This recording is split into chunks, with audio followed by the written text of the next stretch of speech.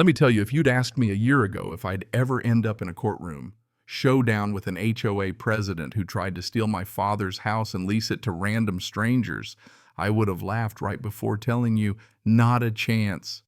But here I am, and let me back up a sec, because the craziest part isn't even the lawsuit. It's that I almost lost everything before I realized the fight was never really about property lines or bylaws. It was about legacy, about holding on to something nobody else can see but you. See, I'd been away for 4 years. 4 years of airports, hotels, job sites, designing roads and bridges I'd never drive on. I kept telling myself it was for my family, that all the long hours and missed birthdays would mean something when I finally brought Mia and our little boy Elias back to the lake house my dad built with his own hands. But the truth is, I was running from the memories, from the way grief gets in your bones. Yeah, that happened. I thought coming home would be a relief. Instead, it was a gut punch. We rolled down the old pine corridor in my beat-up Land Cruiser, sunlight flickering through the branches, Elias still clutching his stuffed otter, Mia next to me with her coffee, and there it was, the Wilkins place, just like I remembered, except for the 3 strange cars jammed into the driveway. Right then, every hair on my neck stood up. You ever feel that kind of wrong, like your body knows before your brain does? That's how it felt. Before I could even process it, some dude in cargo shorts and a tank top strolled onto the porch with a beer and a vape, blinking at me like I was the intruder. "Yo, you lost or something," he says. I'll admit I almost laughed. But then I saw Mia's face in the rear view, worry etched deep, and I snapped back. "No," I said, "I live here. This is my house." He snorted real casual. "Nah, bro, this is an Airbnb. We paid for the week. You must be confused." The arrogance, man. The audacity. I held up the deed title, county map proof, in my hand, but he just laughed, waving his beer. "Cool story. Why don't you get off my rental property before I call someone who gives a..." That's about when backup showed up, a guy in a robe eating a banana and another with a baseball bat tattoos winding up his arms. Karen gave us the green light. Bat guy sneered like that name was supposed to mean something to me. The HOA lady. Karen Delmore. All legit. I saw red. "You think some HOA president can lease out a house she doesn't even own?" I said. "This isn't even in the HOA. They just shrugged. "Whatever you say, bud. We paid. We stay. Don't like it, talk to our lawyer." So that's what I did. But first I called the sheriff. I started recording everything, plates, faces, damages, even the dog digging up my mom's old flower bed. "You can't film us," Banana Robe yelled. "I'm documenting criminal trespass," I told him. "And if you want to get cute, I'll add vandalism and unlawful occupancy." Bat guy puffed up. "Karen's connected," he growled, glancing at Mia, who'd stepped out with Elias on her hip. I felt something snap inside me. "You take one more step toward my family," I said low and cold. "And I swear to God..." Dan, the ringleader, raised his hands. "Whoa, dude. Chill. Call your cop buddy. We're not going anywhere till someone official says so." I nodded. "Oh, someone will." Sheriff Carver arrived, same old mustache, same calm that makes grown men confess.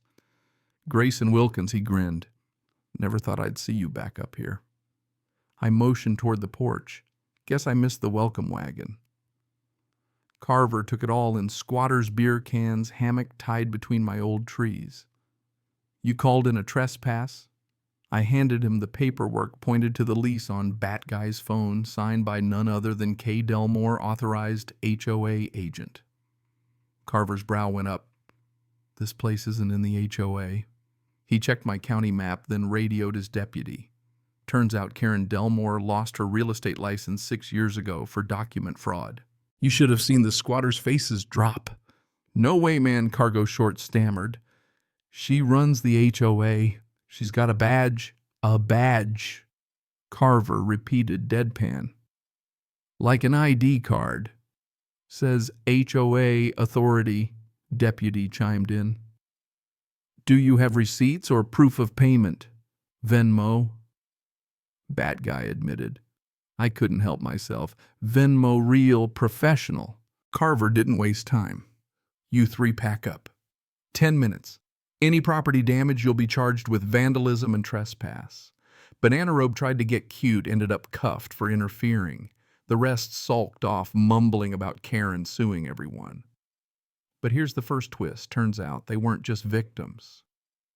When I got a copy of the lease, it was clear Karen and her shell company, Cypress Property Management, were running a whole side hustle. Just as we're loading out trash bags and busted camping chairs, a black SUV screeches into the drive, spraying gravel.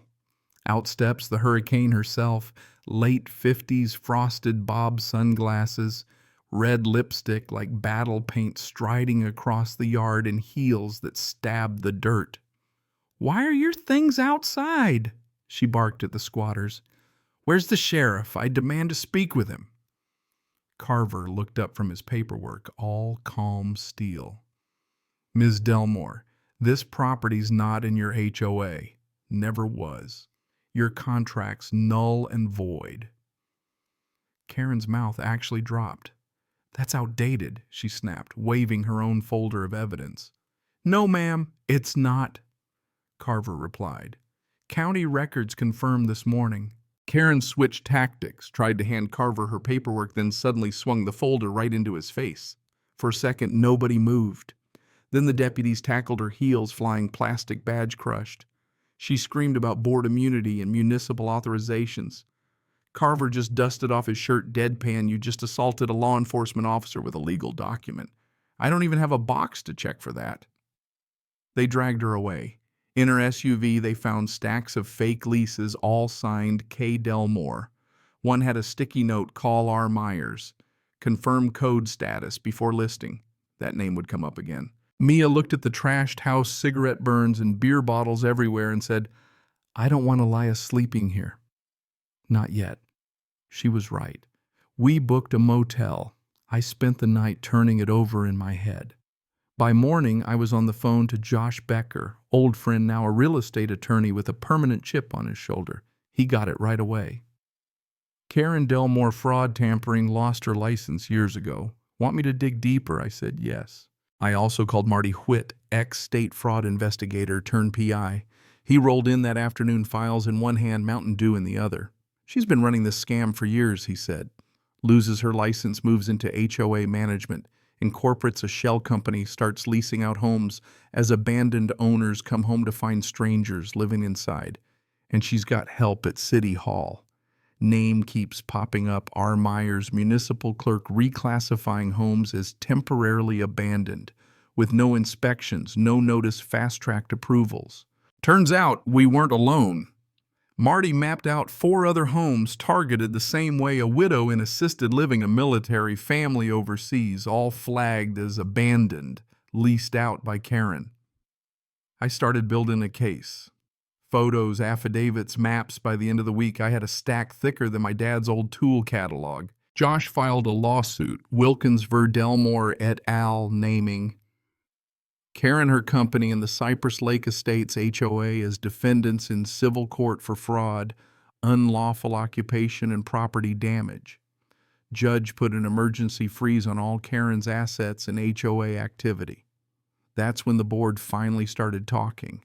Shocked and dismayed by recent allegations, their statement read, "Yeah, right, translation, we're throwing Karen under the bus so fast she'll get road rash." But the emails told a different story. Board minutes showed they'd voted to empower Karen, even agreed to cover her legal fees if things went south. They weren't ignorant, they were complicit.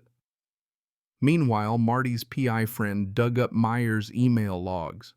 Turns out he'd flagged my house and 4 others as abandoned on Karen's say-so, and even got a few sticky notes warning about Karen pushing this one through. When Carver's team confronted Myers at City Hall, he folded faster than a cheap tent. They walked him out in cuffs, and the local news plastered Karen's mugshot everywhere. Of course, the HOA tried to hit back, countersued me for defamation and emotional distress. Josh just grinned.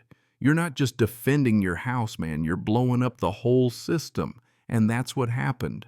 Other homeowners started speaking up. We held a town hall expecting 20 people, got 80. Folks brought folders, photos, even a box of unopened HOA warnings.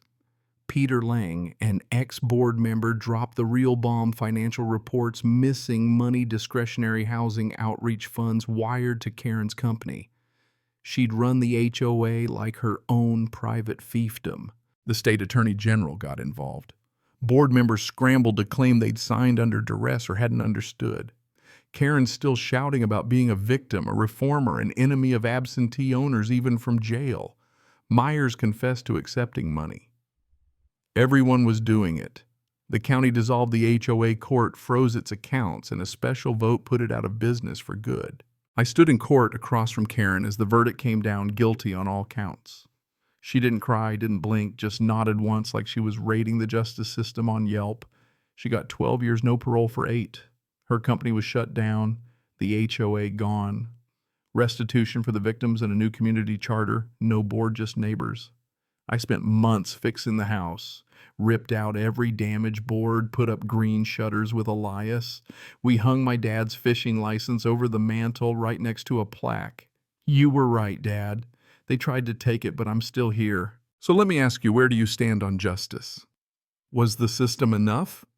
Or does real healing only come when folks finally stand up one by one and refuse to be pushed off what's theirs?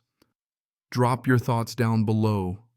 Share your stories, your cities, your wildest HOA nightmares. And hey, if you want more stories where the little guy gets to win, you know what to do. Subscribe, leave a like, and tell me where you're watching from. Because out here by the lake, the water's calm again, but I'll never forget just how fast a storm can blow in.